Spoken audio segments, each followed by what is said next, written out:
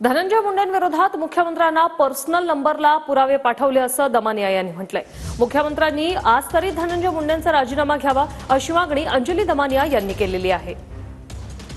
अंजली दमानिया यांनी ही मागणी केलेली आहे की पुरावे सर्व देण्यात आलेले आहेत। मुख्यमंत्र्यांच्या पर्सनल नंबरवर पुरावे जे आहेत ते देण्यात आलेले आहेत आणि आज तरी त्यांनी धनंजय मुंडे यांचा राजीनामा स्वीकारावा अशी मागणी अंजली दमानिया यांनी केलेली आहे। काही दिवसांपूर्वी त्यांनी अजित पवार यांची भेट देखील घेतली होती, त्यांनाही पुरावे दिले असं सांगितलं होतं।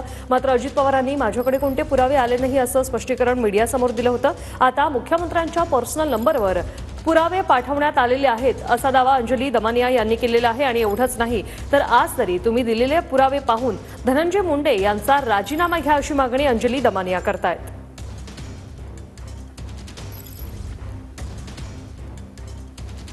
अंजली दमानिया यांच्याकडून हा एक दावा करण्यात आलेला आहे। वारंवार मी मुख्यमंत्र्यांची भेट घेऊन त्यांना सर्व पुरावे दाखवणार आहे असं देखील अंजली दमानिया यांनी म्हटलं होतं। आणि आता सर्व पुरावे जे आहेत ते मी मुख्यमंत्र्यांना पाठवलेले आहेत। त्यांनी त्यांच्या पर्सनल नंबरवर मी त्यांना सर्व कागदपत्र पाठवलेली आहेत, पुरावे पाठवलेले आहेत असं अंजली दमानिया यांनी म्हटलेलं आहे। आणि ते सर्व मुख्यमंत्र्यांनी पाहावं आणि हे सगळं पाहून धनंजय मुंडे यांचा राजीनामा घ्यावा असं दमानिया म्हणतात।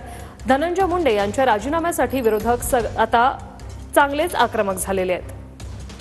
ताई, हा सगळा घटनाक्रम जो पाहिलेला आहे सीसीटीव्हीचा, यावरून काय नेमकं तुम्हाला वाटतं? नाही, मला याच्यातनं दोन गोष्टी वाटतात। एक म्हणजे पोलिसांची जी इन्व्हॉल्वमेंट आहे ती खूप जास्त आहे आणि दुसरं म्हणजे चौकशी नीट होत नाहीये।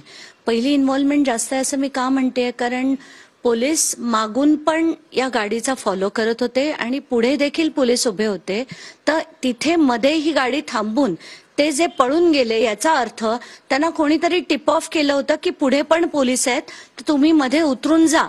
आणि ते 6 जण होते, तर ते 6 जण पुन्हा कोण आहेत हा देखील विषय येतोय। कोणाचा फोन आला, कोण कुठे उभे ही माहिती कोणी दिली, मग त्या पोलिसांची इंटरोगेशन झाली पाहिजे, या सगळ्या गोष्टी झाल्या पाहिजेत, पण होताना दिसत नाहीये। कॅबिनेट बैठक सुद्धा आहे 11:30 वाजता आणि या बैठकीमध्ये काही महत्त्वाचा निर्णय होईल असं वाटतंय। एवढे सगळे घोटाळे तुम्ही धनंजय मुंडेंचे बाहेर काढले, त्यांच्यावर आरोप आहेत, करुणा मुंडे यांचे पण आरोप आहेत, यानंतर तरी आज काही महत्त्वाच्या घडामोडी घडतील असं दिसतंय चित्र?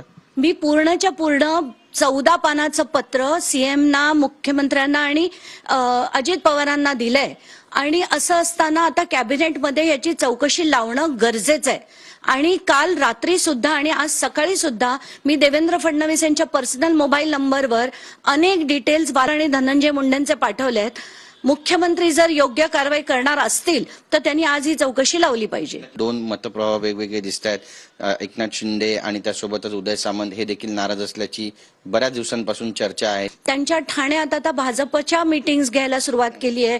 त्यानंतर त्यांना अगदी आपत्ती प्लॅनिंग मधल्या ज्या कमिटीमधनं सुद्धा त्यांचं नाव वगळण्यात आलंय आणि अनेक गोष्टीमध्ये त्यांच्या योजना असो, त्यांनी ज्या ज्या योजना सुरू केल्या त्या देखील बंद केल्या आहेत।